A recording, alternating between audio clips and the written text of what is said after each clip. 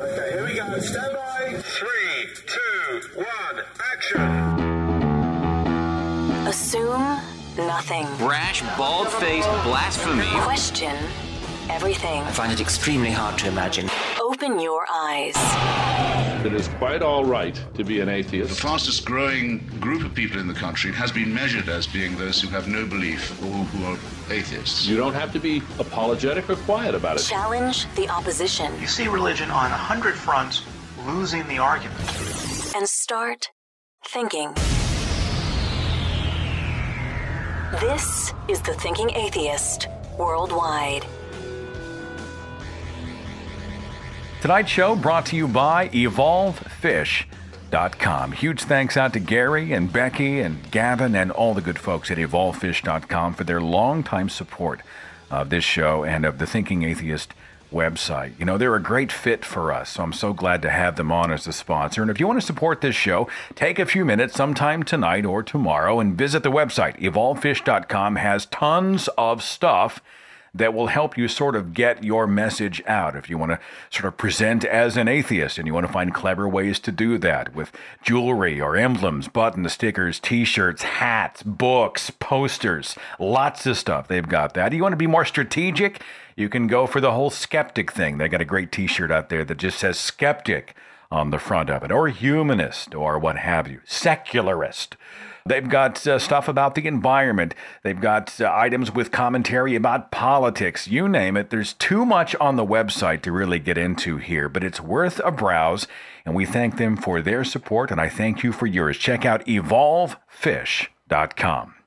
Of course, tonight's show is the 1-hour conversation that I had with Richard Dawkins. It's funny, people have been sending me messages and emails with advice on how to speak to Professor Dawkins. Here's what to ask. Here's the tactics to take. Here's what you should do on Tuesday night. And I have to burst the bubble by saying we actually did this conversation in D.C.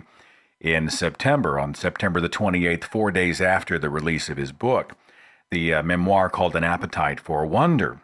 Now, I will say there's a video version of the interview that will release in a week. The radio listeners get it first. Obviously, the audio is a lot easier to put together. So the radio podcast folks get this conversation first, and I really think it translated pretty well for a radio show. And the video itself will release in a week, and I will come back here and archive. So if you're listening after the 22nd of October, 2013, you should be able to see a link at the top of the description box here of this show, and it's the link to watch the video version of the interview. And I had a great time. I mean, it was an honor to be able to sit down and have this interview with a guy who's made such a difference in my own life. And some people flip out and say, you're just worshiping Richard Dawkins. You're just being religious about this man. And that's not the case at all. Yes, he is, quote unquote, the world's most famous atheist. Yes.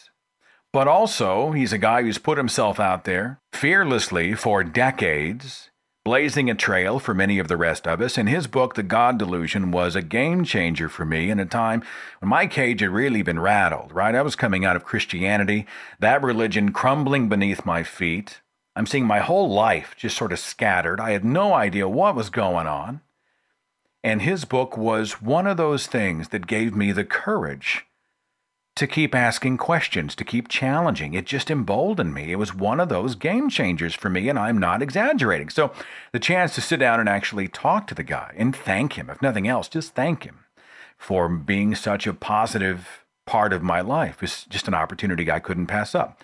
By the way, the interview will air in a couple of minutes here. I'm giving you some sort of pre-story, some color in advance. If you're not interested, just scoot forward and you will find the interview. Just a few things before I actually play it. You know, it's funny. There's a lot of people who have a lot of opinions about Richard Dawkins. I had no idea what to expect.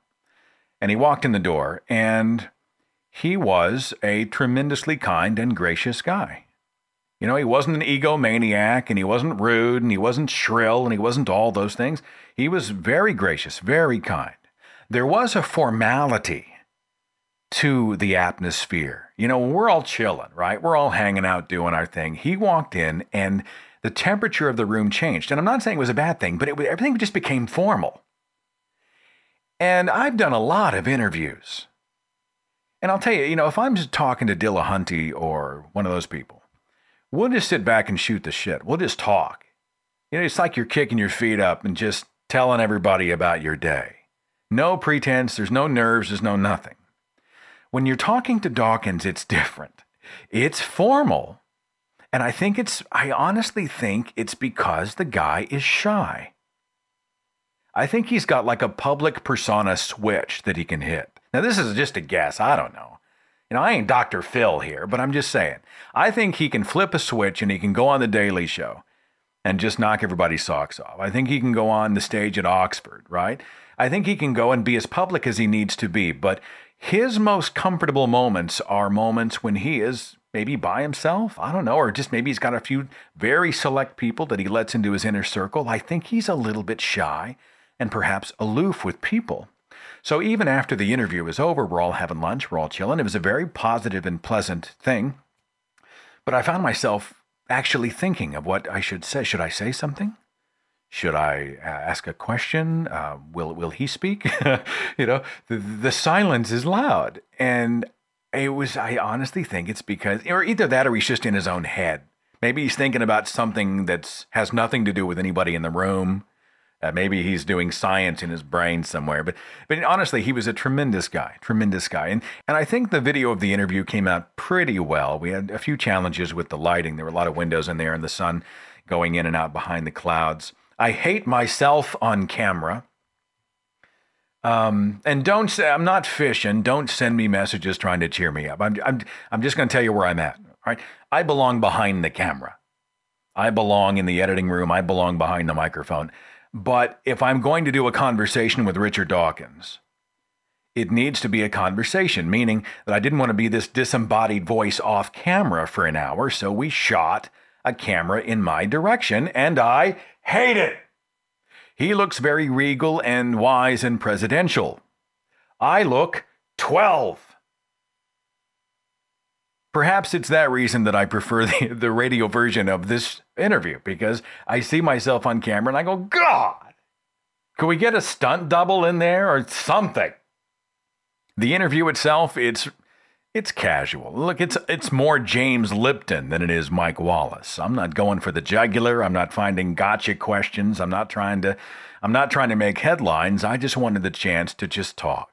And that's exactly what we did. So, with your approval, I present for you tonight a 1-hour conversation which took place on September the 28th in Washington, D.C. between myself and Professor Richard Dawkins. Professor Dawkins, thank you so much for taking a few minutes to speak with me. You are not in the habit of talking a lot about yourself personally. It's funny, I've always, in the interviews, you'll deflect a little bit from that. And we'll talk about the sciences, we'll talk about religion, we'll talk about God. But when people will ask you a personal question, quite often, you almost seem to blush a little bit, like, who wants to hear about me? That's right, yes. And yet, people seem to be fascinated. I mean, I'm fascinated. Who are you? How are you raised? Where do you come from? What are your interests? Does that seem a little odd to you that so many have a fascination with Richard Dawkins? Well, it seems odd to me that I have decided to write an autobiography in view of what you said, which is perfectly correct. I mean, it had to be an uncomfortable thing. You're putting these private moments of your life now officially down on paper. Yes, it does make me feel a little bit embarrassed because exactly the reason you said, who on earth wants to know about that? But I have been persuaded that it might be of interest to at least some people. And so I did write. This is just the first of 2 volumes, actually. This one only takes me up to the age of 35 when I wrote The Selfish Gene. It was quite fun to do so. It was quite fun to talk about things with my mother, who remembers things very well from long ago. And so I didn't exactly formally interview her, but I kind of had conversations in which I made notes and used them. You dedicate the book to your sister, your mom, and your dad. A very close family unit? Yes, definitely. My father died quite recently at the age of 95. My mother's still alive. She's 96. And I'm very close to my sister. Yes, we are a close family. Was your father a believer, non-believer? No, he was a non-believer. So for the memorial service, was it a purely secular event? Yes, it was. We had people speaking, we had a bit of poetry, a bit of music. We had a string quartet that was the string quartet of my father's great-nephew. He's the leader of a string quartet, and he brought it along to play very beautifully. And they played several pieces, Schubert, Tchaikovsky. Well, I've heard you speak about atheist funerals or secular funerals in the past. Just in passing, you were talking about how that many believe that these types of ceremonies don't mean anything without the idea of God. But actually, the opposite is true, because we're celebrating one's life. It really can be a tremendously moving moment. I'd long noticed that when I go to funerals, even religious funerals, the bits that are moving are the bits that where somebody does a eulogy, or somebody remembers the dead person, or reads a poem that the dead person loved. Those are the bits you really remember from a funeral service. The prayers are so standard. I mean, they're just the standard prayers that come out. And when the vicar speaks about the dead person, you can tell that usually he never really knew them. He's just sort of going through the motions of. Yeah, it's like a hired gun who came in to say something poetic, and then he leaves. Yes. You weren't born in the UK. Tell me about Africa.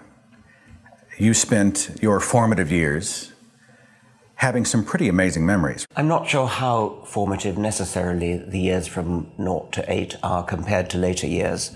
I don't know quite how formative my African years were. I look back on them with great nostalgia and pleasure. I'm not sure they were that formative. I think my years at Oxford were probably more formative. Really? Much later. So had you not been born in Africa, do you see yourself as being a naturalist, a scientist? I'm curious about that general question of how different it would have been if things had changed, not just for me, but for everybody. And there's a sort of musing at the end, in the last chapter of the book, about the fork in the road. And suppose you go back in time and imagine taking a different fork. I don't know how different my life would have been if I hadn't been born in Africa and spent my early years there. But there are probably other things that are even more dramatically affecting of the future. I grew up playing with puppies and kittens. You grew up playing with baby lions. I mean, that's an amazing, I have this born free sort of an image in my head of you frolicking with the lions in Africa. This was a common thing for you, yes? It wasn't common. I mean, my mother records that I did have one episode of playing with baby lions, yes. But we didn't actually keep pet lions. Somebody else did, and I was allowed to play with them. Are you an animal person? I like to think so now, yes. I mean, I'm deeply interested in animals and fairly knowledgeable in a sort of academic way. Now, how about a personal way? I mean, do you have dogs? Do you have cats? Oh, yes. Do you have a parakeet? What I mean? Yes. We have 2 dogs, and I love them very much. What are their names? I have to know. Tycho and Cuba. Tycho is named after Tycho Brahe, the great Danish astronomer who did the observations that Kepler used to work out the planetary orbits. And Cuba is, well, she's called that because she's Havanese. I considered naming this interview in no particular order because that's sort of the nature of the conversation I want to have today. I'm just pinballing around from different things. You said in the book something about children and fairy tales. I'll just quote it. You said, "I can't help wondering whether a diet of fairy stories filled with magic spells and miracles, including invisible men, is educationally harmful. Whenever I suggest such a thing today, I get kicked around the room for seeking to interfere with the magic of childhood." So, no Santa Claus, no Tooth Fairy? Well, I mean, I'd like to know what you think about that, because I love the childish imagination, and I think that the imagination should be fostered in childhood.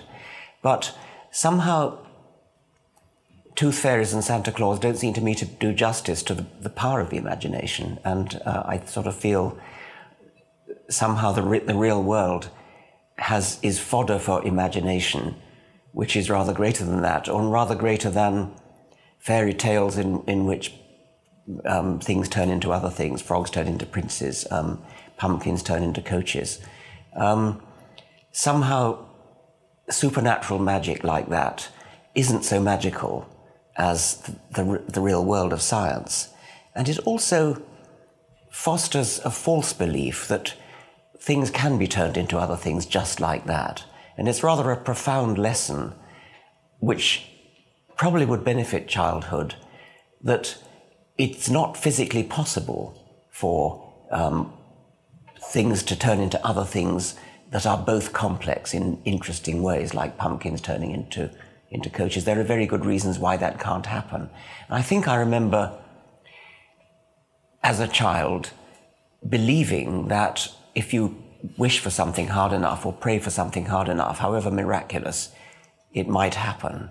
And I think that is a bit pernicious, but I'm very ready to be talked out of that. I mean, I know I'm in a minority there. Well, I'm no expert on the subject either. There's a fear that if you teach a child the fact of Santa Claus, and then the child grows up to realize that Santa was a fairy tale, a myth, a falsehood, that there's a trust issue there. But at the same time, I'm also convinced that if you treat it with a light touch, if it's part of your stirring of the imagination and you're not necessarily teaching it as fact, there may be a place for it. I'm no real expert on the subject. Yeah.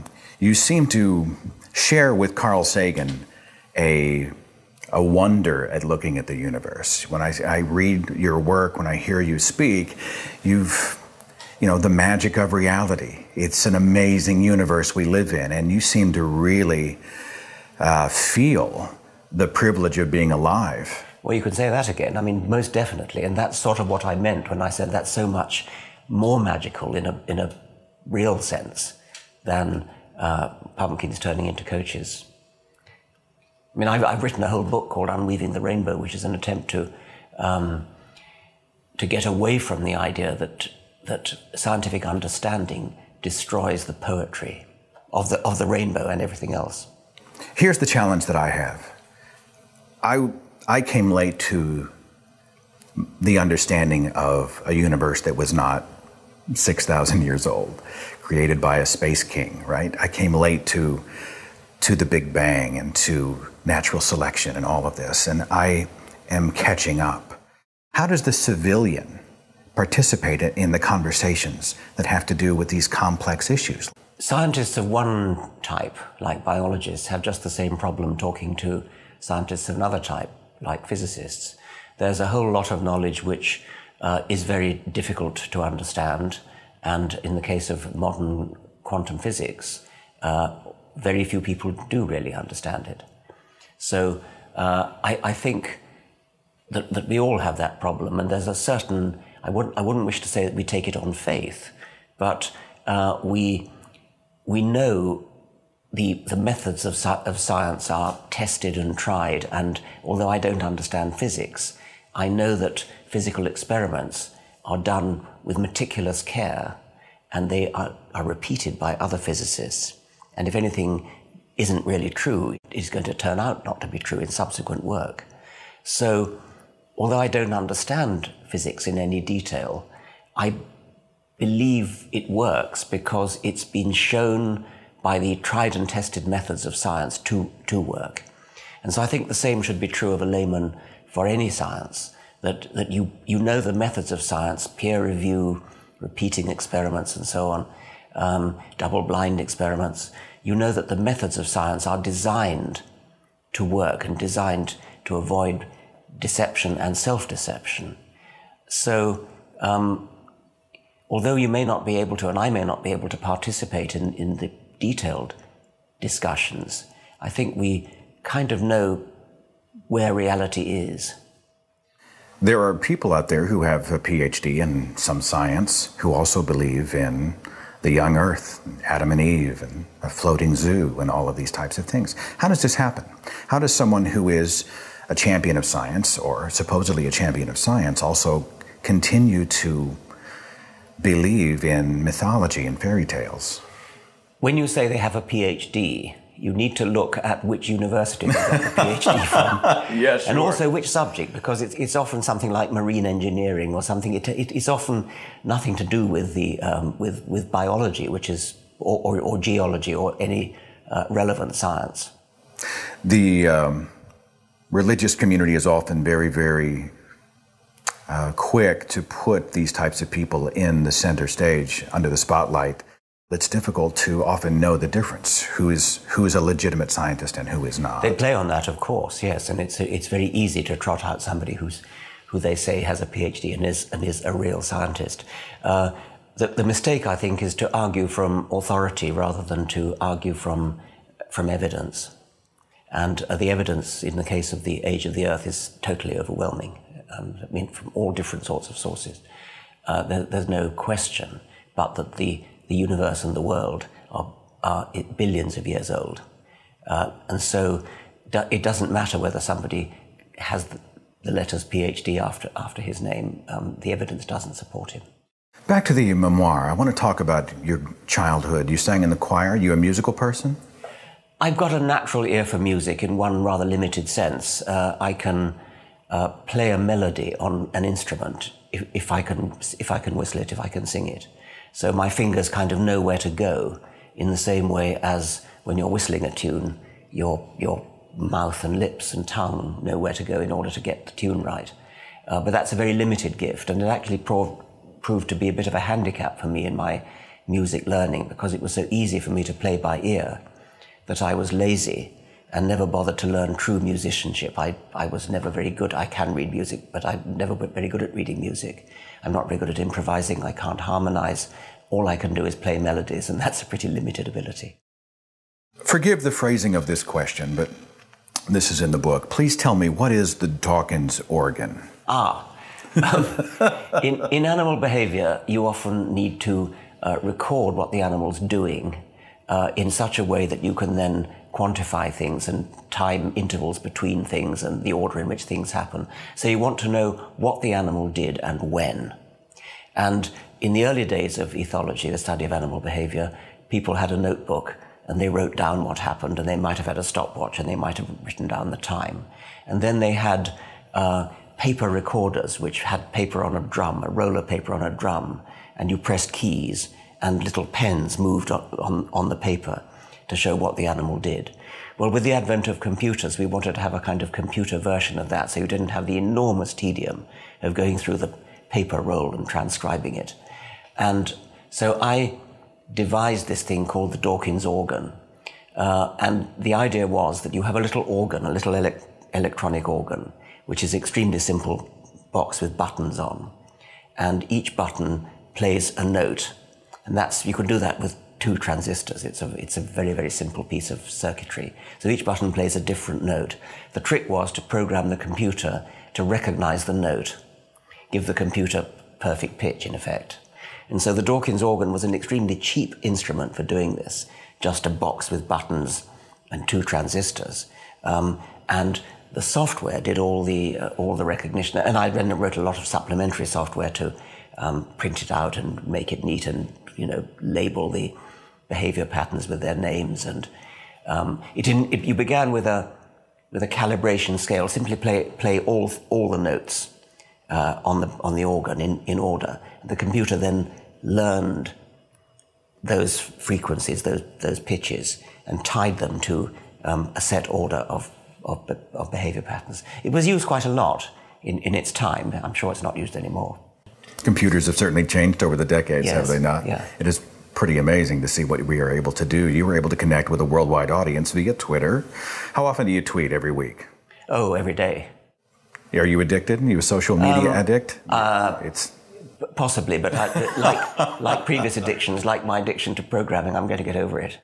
Well, it's a great way to communicate thoughts and ideas. It's a great way to stir the pot and get information out there. Do you tweet yourself, or do you have someone do it for you? I do it myself. You're actually behind the name Richard Dawkins. Yes.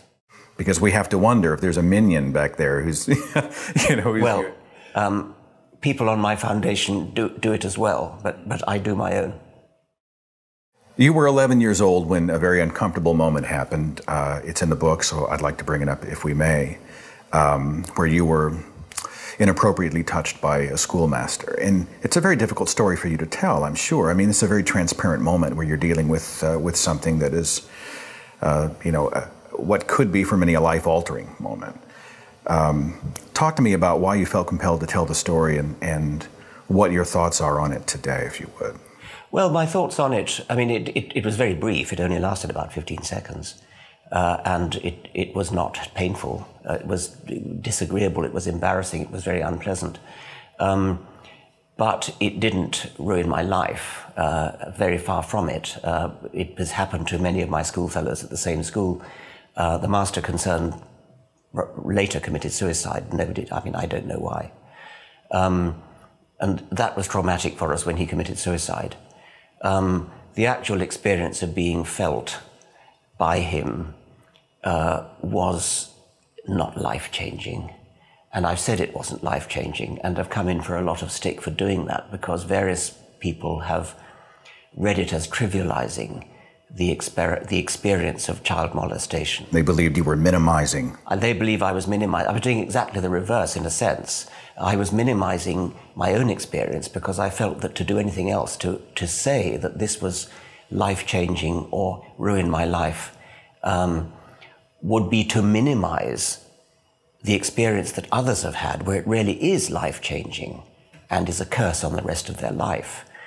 People who are molested, perhaps by a father or an uncle or a grandfather or a stepfather, for years, and are unable, or a priest, unable to get anybody to believe them or frightened to tell the story. These really are horrible experiences, and people have had their lives literally ruined by that experience. For me to have claimed that my life was ruined by 15 seconds of discomfort would be to minimize and trivialize the very real horror of other people's experience. You went through a time of religious fervor. You were a kid, but you were all in, right? Did you believe in Jesus Christ? I was never so keen on that. I mean, I'd sort of worked it out that because there are so many different religions, and it was a pure accident that I happened to be baptized and confirmed into the Anglican faith rather than into Islam or Roman Catholicism or something. So I was never a very enthusiastic Christian, but I did go through a phase of being a sort of deist, sort of believing, really because of the living world. I mean, because of the beauty and elegance of living creatures. Something out there must have created all yes, I mean, I was sort of fooled by the feeling that if something looks designed, it is designed. I was yet too young to see through that argument.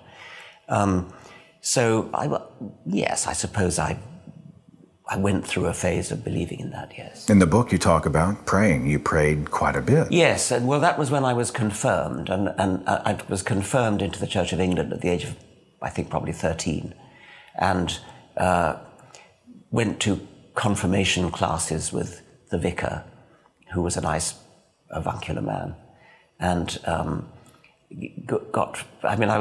didn't see through it at that time. I realized I didn't understand it, but I thought that the reason I didn't understand it was that I was too stupid to understand it, not that it actually was a very stupid thing he was saying. But you're not praying to the Christian, you're not praying to Yahweh, you're just praying to the creator of all things. No, at that time when I was confirmed, I probably was praying to the Christian God, yes. And it didn't take long before you began to see that, Darwin's idea was much better than... Yes, I mean, I got out of my deist phase when I finally understood Darwin, yes. Darwin is vilified by so many. Of course, I've even heard the Hitler analogy used. Darwin, Hitler, Darwin, Hitler. People seem to play the Hitler card wherever you go. The look on your face when someone brings up the Hitler argument in an interview is priceless. How amazingly frustrating must that be for you? Yes, the name of Darwin is not mentioned once in Mein Kampf. It's doubtful that Hitler had any understanding of Darwin at all. The social Darwinism which Hitler professed, not under that name, is a travesty of Darwinism. It was fashionable in the 19th century, in the early 20th century. It's no longer fashionable. It's a complete nonsense to tie Hitlerism to Darwin. Isn't Hitler just a hot button, right? It's a grenade that people throw into a conversation to try to vilify the opposing point of view. Yes, it is. And in many cases, a great many cases, it seems to minimize the position of the person who uses it. It seems like a moment of desperation to me. You're as bad as Hitler. Yes. That's fairly common. Nevertheless, Hitler existed. He did the terrible things he did. We can't just stop talking about him. He didn't do the things he did because of atheism, though. No, of course not. No, he wasn't even an atheist. Yeah. No, I mean, that's particularly irritating, is the attempt to tar atheists with the brush of Hitlerism. I mean, Stalin may have been an atheist, but even that's doubtful. But whether he was or not, he certainly didn't do what he did in the name of atheism. When you wrote The Blind Watchmaker, you addressed and probably beforehand as well, you addressed the evolution of the eye, right? The eye is too complex to have evolved, is what we continue to hear. And you have demonstrated, even on video, you've demonstrated that the eye does fit the evolutionary model, yes? Very strongly so, yes. And here we are in the year 2013, and you are still having to address the claim that the eye is too complex to have evolved. 30 years plus later, there seems to be nothing new under the sun. Do you feel like any headway is being made on these arguments out there? Well, I've done it in 3 of my books. The Blind Watchmaker, Climbing Mount Improbable is the book where I really go to town on the eye. The chapter called The 40-Fold Path to Enlightenment. It is a very good example because it's proverbially complicated. It's proverbially like human machines. It's very, very like a camera.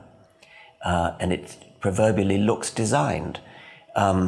It's illuminating in another respect in that it's actually rather bad design. There are things about the eye which no engineer would get away with. If you worked for Leica or Canon or Nikon and you produce something like the human eye, you'd be instantly fired, as Helmholtz himself actually said, so something like that. And it's beautiful as an example because you can point to all the various eyes throughout the animal kingdom. There are about 9 different optical designs of eye which physicists can think of, and all 9 of them have been adopted by different animals. In many cases in very imperfect forms. In the human eye forms a rather good image, so good that you can read and see precise detail. But if you look at invertebrate eyes of various sorts, you see the same design of a camera eye with a retina at the back, sort of cup shape with a retina at the back and some sort of lens at the front. But very, very crude. There are pinhole eyes with no lens. There are cup eyes with no lens that just indicate vaguely where the light's coming from or where the shadow's coming from, but don't really form anything you could call an image.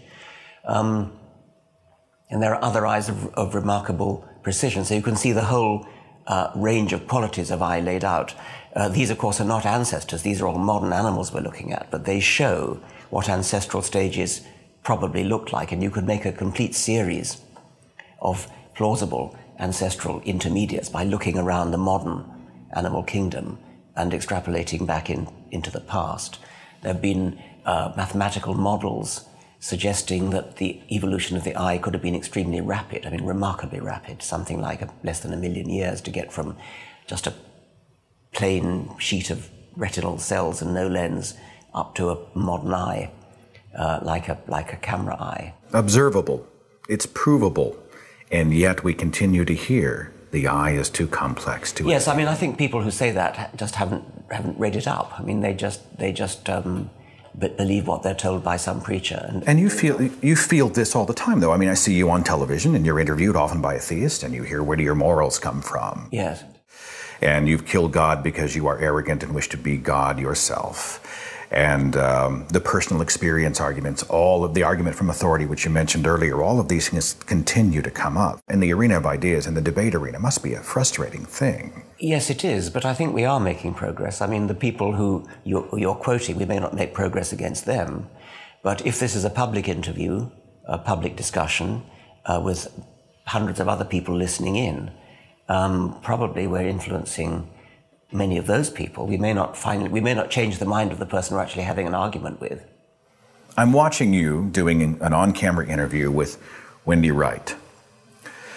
And I just want to say how impressed I am that you did not burst into flames during that exchange. I have seldom been so frustrated at someone. Yes. Right? She says, show us the evidence, yes. And you provide the evidence. And her response is, show us the evidence. Yes. Well, I was under strict instruction. That was a television program that I was making for Channel 4 in Britain. And I was under strict instructions from the director to be polite and to not burst into flames, as you You were direct, but you were polite, you were cordial, you were extremely patient. And the mannequin stare that you receive in return, she's sending, she's not receiving. Is it because her desire to believe is simply greater than her desire to know?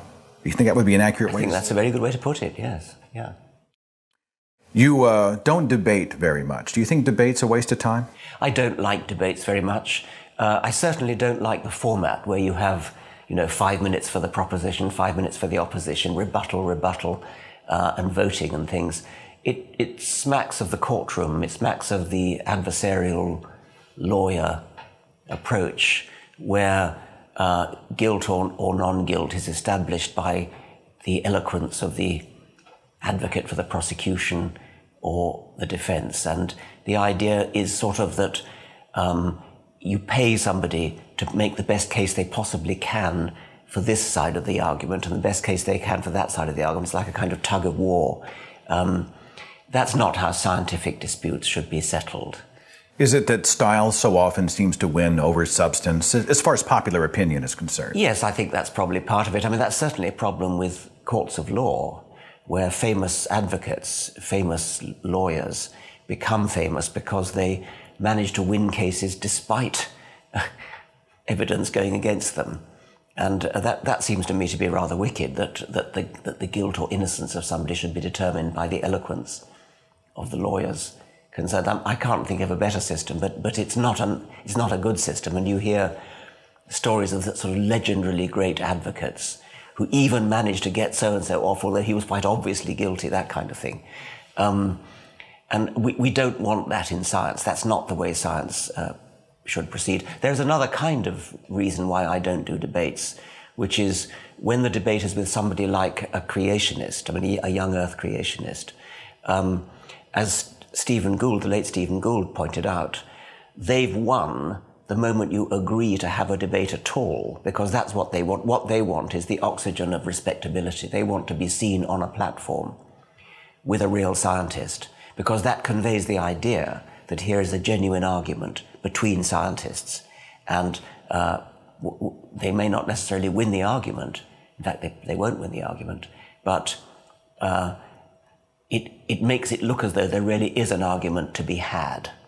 And so just as I wouldn't expect a gynecologist to have a debate with somebody who believed in the stork theory of reproduction, I won't do debates with young earth creationists. Now, they can turn that on its ear and bait you by saying, Richard Dawkins refuses debate. Yeah, I know. Coward atheist refuses to have a chair on stage, and that has happened in the past. Well, I've even had somebody put an empty chair on the stage. I mean, that was a bizarre experience when I simply refused, as I always do. And so he put an empty chair on the stage as though I had somehow chickened out of that debate when I never... I mean, as I pointed out, I think the empty chair was in Oxford. I said, not only did I not debate him in Oxford, I didn't debate him in London, Glasgow, Edinburgh, Bristol, Cardiff, etc. Well, people like to use your name in all manner of... I mean, that's got to be an odd thing. People drop your name at atheist events left and right. Hell, I'm guilty of it. I'm going to be interviewing Richard Dawkins this week, and it's a big moment for me.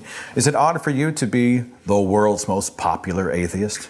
Well, I get embarrassed by that kind of thing. And we're back to your first question about the embarrassment of writing an autobiography. You're one of the four horsemen. It's an odd feeling, probably. I feel honored to be bracketed with Christopher Hitchens, Daniel Dennett, and Sam Harris. Yes. Does it ever bother you that they start with atheist instead of scientist? Yes, it does. I think that's unfortunate. Especially, I mean, they often will say rabid atheist or something like that, or self-confessed atheist, as though nobody would ever say self-confessed Roman Catholic or self-confessed Muslim. You've always been an activist, I would assume, right? I mean, you even protested the Vietnam War. You were at Berkeley, right? Can you describe that part of your life for me? Were you out there on the front lines with a picket sign? Were you marching and shouting and bullhorning and all of that, or what? I was in my 20s in Berkeley, and it was the time of the Vietnam War. And my then wife, Marion, and I took part in many demonstrations. We were never leaders of it. We were foot soldiers. And we also worked for the campaigns of the the two leading anti-war candidates for the Democratic nomination in 1968, and did a fair bit of sort of, volunteer work for those campaigns. It wasn't long after that you went back overseas to Oxford. 76 hits and The Selfish Gene comes out. Does your life change dramatically? Yes, my life did change with The Selfish Gene, and that's sort of why one of the reasons I decided to break my autobiography into two halves. It was a natural break point. It did change my life. From then on, I suppose my career was dominated by writing books and public understanding of science, whereas before that, my life was dominated by just doing science and teaching it at Oxford. Science sometimes has a storytelling problem. Wonderful information that is not palatable to people, that people cannot properly digest, it's not useless, but it's an extreme challenge. You seem to have the ability to take scientific information and make it palatable for the rest of us. Do you consider yourself a storyteller? Yes, I think the storytelling aspect of science is important. And not only for the general public, actually, but in writing scientific papers themselves. I think that scientists could do a better job of writing up their research for their colleagues. I mean, I was once the editor of a scientific journal for a spell, Animal Behavior. And I struggled there to try to persuade people to break away from the standard pattern of a scientific paper, which isn't necessarily the storytelling way of doing it. The standard pattern of a scientific paper is introduction, methods, results, discussion. And that works for many, many cases. But sometimes there's a real story going on there, where you do an experiment for some reason, you have a reason for doing the experiment, and you do it. The results come, you get the results. That stimulates you to do another experiment, which stimulates you to do another experiment. So we've got three experiments, each one leading on from the previous one.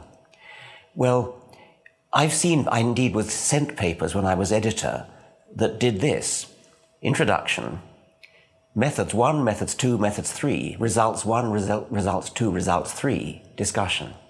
That totally loses the storytelling sequence where the results 1 gave rise to experiment 2. I mean, the correct order would be introduction, methods 1, results 1, discussion 1, methods 2, results 2, results 2, methods 3, etc. I mean, that's the right way or that's at least a better way to put it out as a narrative. It actually has a flow to it. It actually has a logical sequence to it. And you'd be amazed at how many papers fell into that trap of putting all the methods together, all the results together. The magic of reality. It's the story. Yes. It's illustrated. It's pitched as a children's book. I don't think it's really a children's book at all. It's palatable for children. It's great for kids, but it's sort of great for the rest of us. I like to think that there are two versions of it. There's the illustrated version with lovely pictures by Dave McKean, and then there's a more or less illustration-free version, paperback. And I suppose the illustration-free version is rather more aimed at the adult market. Do you miss teaching? Is this an extension of the classroom for you, the writing, the lectures? Yes, it is an extension, and I don't exactly miss teaching because I, in a way, do a lot of it around the world. I don't any longer tutor at Oxford the way I used to, but I think I still teach. You're not grading papers, that's the good part, right? You're not doing a lot of that type of thing. That's right. But there's something about being able to impart information, to be able to see the light go off in someone's eyes. Yes, that's true. I mean, I actually prefer teaching adult audiences to students because students take notes. and you sort of feel, and I'm sure that, I mean, certainly when I was a student, I took notes, and it more or less made me not think because I was so busy scribbling. I read that in the book. You Yes. said you're not a fan of note-taking. Yes. So if I don't have total recall, if I don't have a photographic memory and I'm not taking notes, are you trying to teach me the spirit of whatever it is, the lesson? I don't think lectures are where you learn a whole lot of facts. I think the lecturer is supposed to be standing up there and inspiring you and getting you to think. And you get the facts from books and nowadays from the internet. I don't think you should write down a summary of every sentence that the lecturer utters. It's no fun for a lecturer seeing nothing but tops of heads and sort of scribblings like that. You want to see faces lighting up, as you said, with understanding, or looking uncomprehending, in which case you're doing something wrong, and you need to think again about how to express it. You did a speech a few years ago in my home state of Oklahoma, at Oklahoma University. Quite a bit of controversy. It's a Bible Belt state. There's a church on every half block. The name of Jesus is on everyone's lips. There's a Bible on every nightstand. And here comes Richard Dawkins. Do you find that you find picket signs, you find people who are wailing and gnashing of teeth? On the whole, not. I mean, that episode in Oklahoma was actually rather exceptional. Usually I get rather enthusiastic receptions, especially enthusiastic in the Bible Belt, actually, because of the way people there feel threatened. I mean, the minority, and they're a larger minority than many people realize, who come to lectures by people like me and Sam Harris and Christopher Hitchens, they come and they see this large audience of like-minded people, and it gives them encouragement.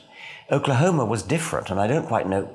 Well, no, it wasn't really different. That had exactly Oklahoma's the same different, all right. No. I mean, it was exactly that, like that, and it was a very large auditorium. The two particular incidents which stand out in memory, which don't really go against it. There was one state senator in Oklahoma who tried to get me banned, and he did it by the rather inept way of accusing the university of having paid me $30,000 of public funds, which was not true. I mean, the university didn't pay me a cent.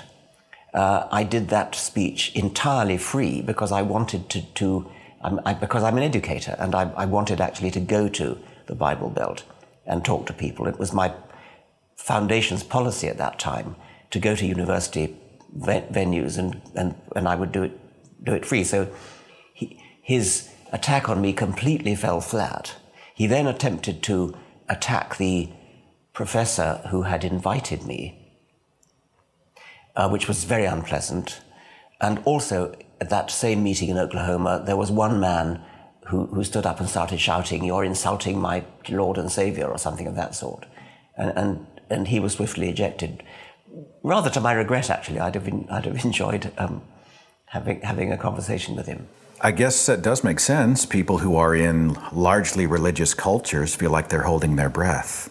They feel like everywhere they go, there's a church on the corner, there's religion everywhere, and to have someone who more lines up with their secular worldview, it's an opportunity to come out and be among friends. Be among friends, and perhaps notice that you had more friends than you realized, and which I regard as a service that I can provide, is simply serving as a sort of magnet to bring people so that they may not learn much from listening to me, but they may learn a lot from noticing that they've got colleagues that they can team up with later. And my impression is that they're a lot more numerous than many people realize. And I think that may be a lesson that politicians need to learn, that they don't only have to suck up to the Catholic lobby and the Jewish lobby and this lobby and that lobby. Maybe the non-believers lobby is a lot more powerful than they realize. Do you think a secular political party has merit, or do you think secularism needs to be prevalent in the existing political system? Secularism is built into the American Constitution. It's a bit of a scandal, really, that there might even be a case for a secular political party. All politicians ought to be secular. It's part of the American Constitution. Even the ones who are religious should not be promoting religion. They shouldn't be promoting religion as part of their government legislation. God on the money, taking the oath on the Bible, all of those types of things, totally in conflict with what the Founding Fathers had intended. It is in conflict with the Founding Fathers, certainly. On the other hand, I don't think that necessarily does too much harm in itself. I mean, God on the money, you might think, I mean, it doesn't do a lot of harm. It does a bit of harm, though. It was pointed out to me at one time from the audience at an atheist conference. People do use the fact that God is on the money as evidence that America is a Christian country. And so that is an evil effect. Well, religion isn't all that prevalent, or at least it's not spoken about as publicly in the UK, and yet you have the Church of England. It's a paradox, but it's perhaps not that great a paradox. The Church of England is the official established church. That's got a long history, of course. It goes back to way before the founding of the American Republic. And if we were starting again, the way America was able to start again, I'm sure we wouldn't have an established church. But the fact that we have an established church with the Queen as the head of it sort of makes religion boring, and so it kind of doesn't really catch on in the way that it does in America, where because it's unconstitutional to bring religion into government, religion has become free enterprise, and therefore can be made much more exciting, and you have mega churches and happy clappy dancing in the aisles and things. Speaking of mega churches, you visit Pastor Ted Haggard's megachurch in Colorado years ago as part of a documentary. Why were you there? Were you just documenting the phenomenon of the megachurch, faith in America? Yes, it was a program for Channel 4 about religion. It was called Under Protest from Me, Root of All Evil, which I didn't want. That was insisted upon by the television company. And we visited a mega church, and the one chosen was the Colorado Springs one of Ted Haggard. And they allowed you in? Welcome, Professor Dawkins? Yes, that's right. And then they threw us out. Ted Haggard personally threw us out in a very ugly scene.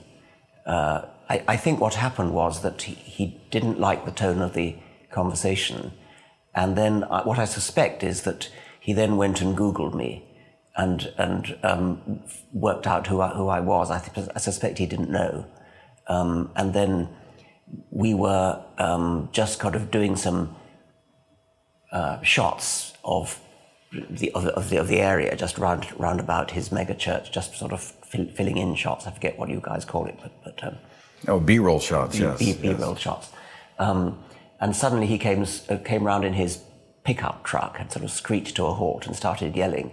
He came at you in the truck and, yes, and was screaming out of the window? I was there with the cameraman, and he came and started yelling at me. And it was almost as though he tried to run us over. I mean, I don't know whether he really did, but it looked a bit like it. To see someone take the moral high ground, to look you in the eye and say, don't be arrogant, don't be arrogant. The don't be arrogant thing, what he was talking about was not arrogance about God, it was arrogance about creationism. I mean, I was simply telling him, you're simply wrong about the age of the earth, or whatever it was, about evolution.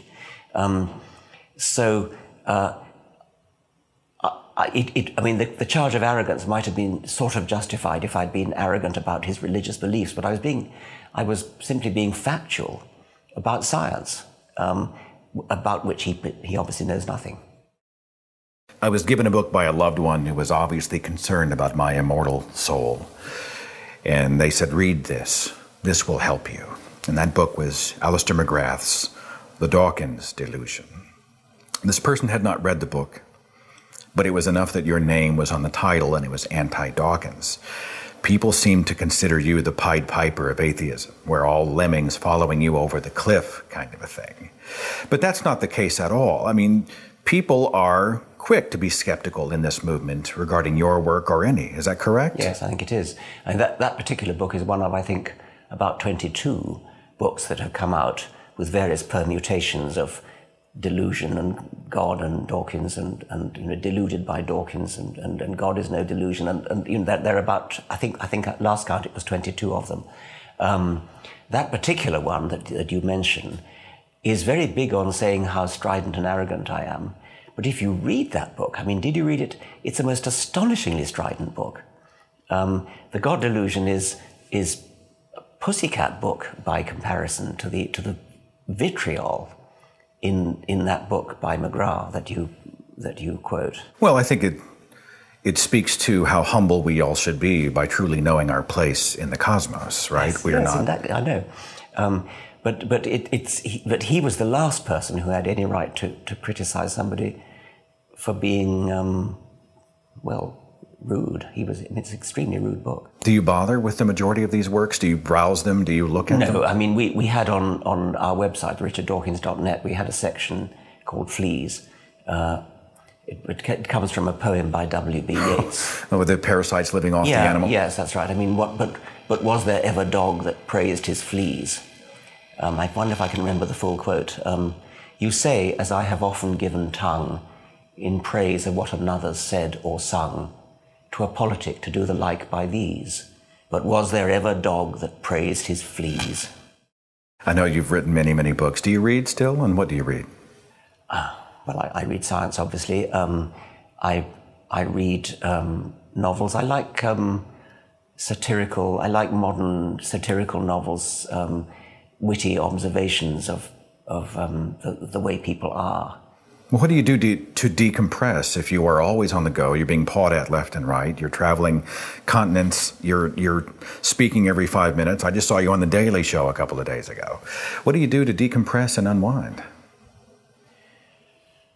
Well, I suppose much the same as what most people do. I've just been presented with a musical instrument which I haven't really touched since I was a boy. And I played the clarinet as a boy, and then haven't played it since. And I've been given an EWI, which is it stands for electronic wind instrument, and you blow into it. And you play it like a clarinet, which I used to play, or like a saxophone. I mean, it's the same kind of fingering, or like a flute or an oboe.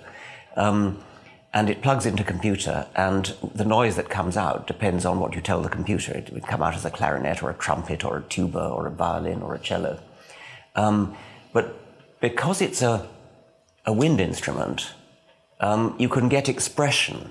So you blow it as a clarinet, and it sounds like a clarinet. And if you go tut tut tut, it sounds like a clarinet would.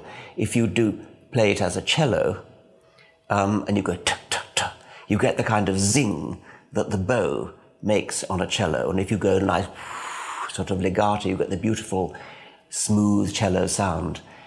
If you play it as a trumpet, then you get that nice blaring sound. But then if you go tut tut, you get the sort of lippy sound that a trumpet gives. It's the most amazing thing. So you get the nuance of the acoustic instrument. Exactly. You get the nuance of the acoustic, and very, very cunningly, they've managed to link it up to breath and lips and tightness of what's called embouchure, and tailored it to the particular instrument that comes. Of course, you have to play it properly. I mean, you have to, your fingers have to know what they're doing, and having played the clarinet 50 years ago helps. Did I see you play this instrument on stage? Yes. The people who gave it to me were the advertising firm Saatchi & Saatchi, and they got me to do a sort of film, a little bit of film for them for promotional purposes. And they filmed me giving a lecture, in the first place, about memes, only a 3-minute lecture. And then they took phrases from my lecture and incorporated those phrases into a sort of amazing, surreal light show with psychedelic images and pictures of me whirling round and round and things. And my voice distorted in sort of quasi-musical ways. And then finally at the end, I walked on the stage with the EWI and played the tune which was running at the end of this light show. What was the response? The video was so different and so odd and out there and amazing. I don't really know what. I think the response was reasonably favourable. I think people were a bit. It was a departure for you. I mean, you were used to giving lecture, and all of a sudden you came out and you did this live musical performance. Yes. I mean, it sort of looked a bit miraculous that they were able so quickly to incorporate phrases from my lecture into this light show. And obviously, the way we did it was that I gave the lecture in a studio months before, and it had to be word for word the same as I was going to give it on stage. So they had plenty of time to pick up phrases and musicify them. You mentioned the word meme. I just want to thank you for that. Thank you for introducing meme to our common language. You are now responsible for the naming and branding of countless kitten posters. So I'm told. Yes, and celebrities. Yes, okay. Where did you just make it up? Does it stand for something? The word? No, it comes from the first edition of The Selfish Gene, and it doesn't exactly rhyme with gene, but it's sort of meant to sound a bit like gene, and it's the cultural equivalent of a gene. And the purpose of it was to dispel the idea that genes are everything, because the rest of the book, The Selfish Gene, does rather leave the reader with the impression that you can't do natural selection, you can't do evolution without genes. The truth is you can't do natural selection without some kind of copied information, which is what genes are, self-replicating information. And I wanted to emphasize that point by finding another example of copied information. And a meme, the unit of cultural inheritance, is just another example of a DNA-like entity which makes copies of itself, in this case by imitation, rather than by chemical replication. May we take a moment and talk about Christopher Hitchens? I know you were friends. I have this image of the embrace at the Texas Free Thought Convention right before he died. What impact did his death have on you? Well, it was a tragedy. He was an immensely eloquent, likable man, probably the most eloquent orator I ever heard in the flesh, and immensely charming, hugely erudite, seemed to have a photographic memory for all sorts of important facts that he could pull out. Did he share with you what was going on in his mind and heart during the latter stages of his illness? Not really. I was never a very close friend, to my regret. I didn't know him in his younger days the way his very close friends did.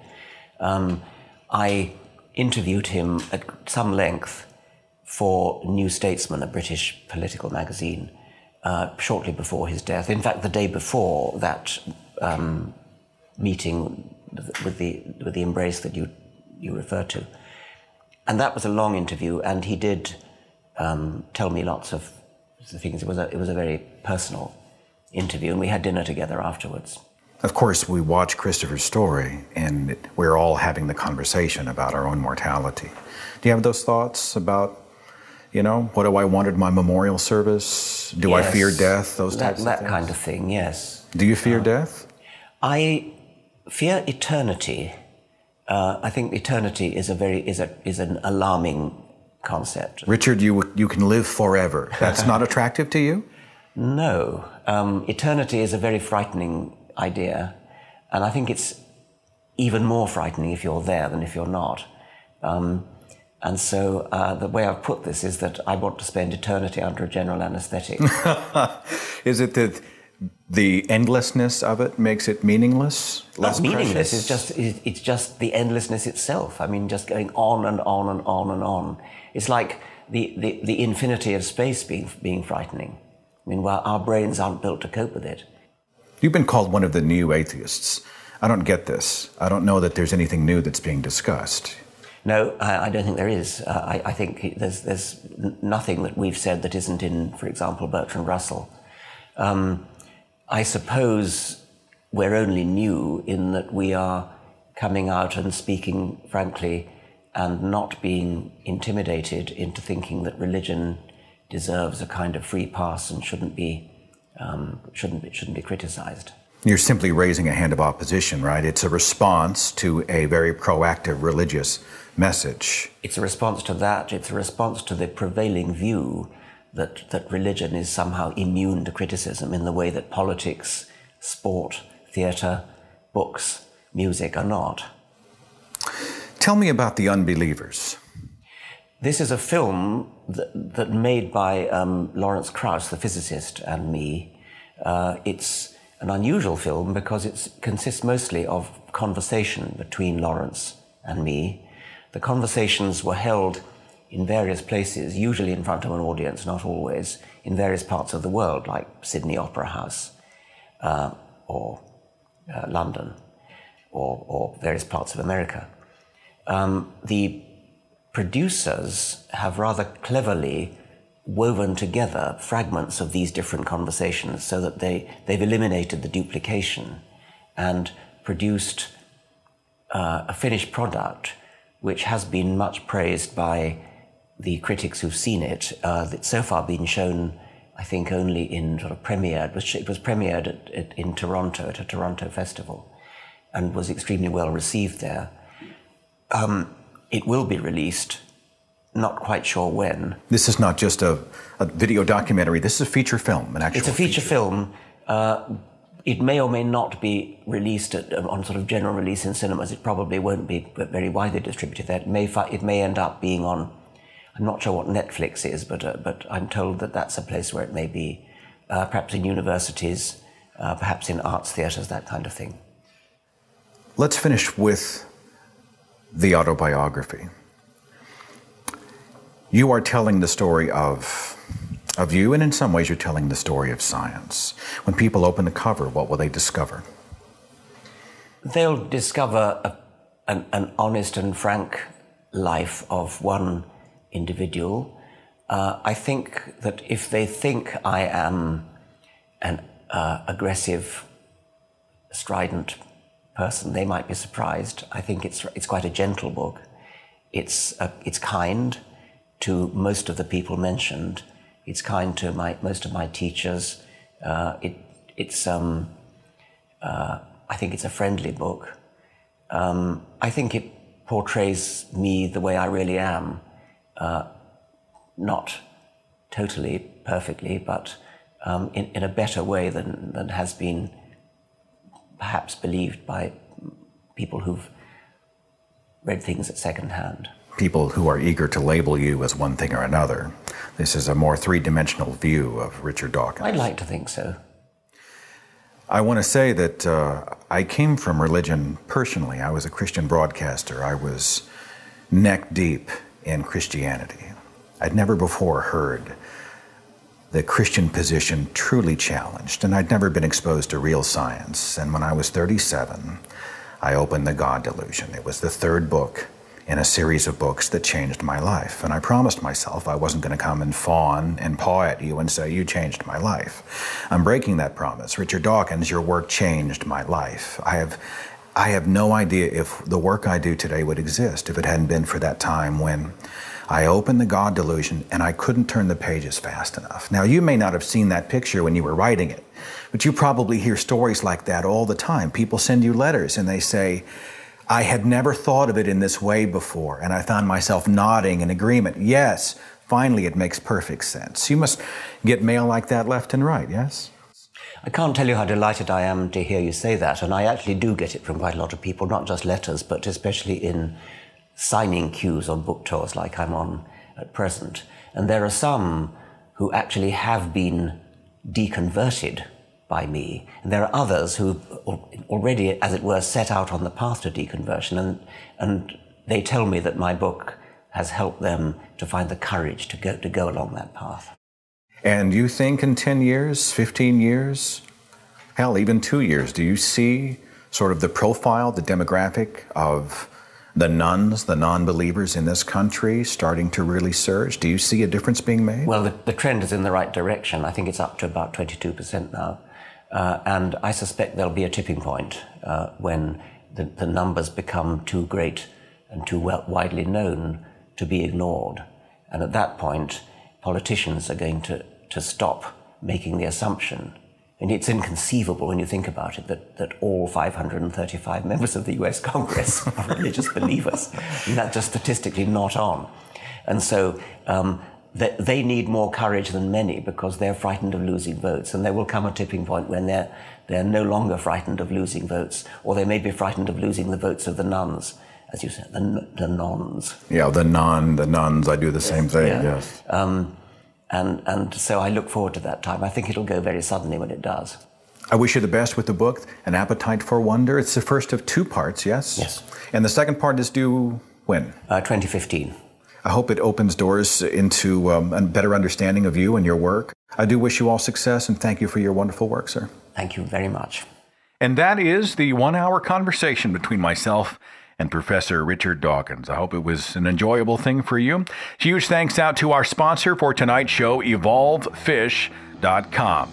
Next week, as we approach Halloween, we're doing our traditional annual Ghost Stories podcast. Now, keep in mind that it's on Monday night, the 21st, and not Tuesday. And if you have a ghost story you would like to submit, you can email that in to podcast@thethinkingatheist.com. Thanks so much for listening. Have a wonderful week, and I will see you next time on the Thinking Atheist radio podcast. Follow The Thinking Atheist on Facebook and Twitter. Watch dozens of original videos on the Thinking Atheist YouTube channel. And visit our website for resources, links, contact information, the editor's blog, and more. thethinkingatheist.com.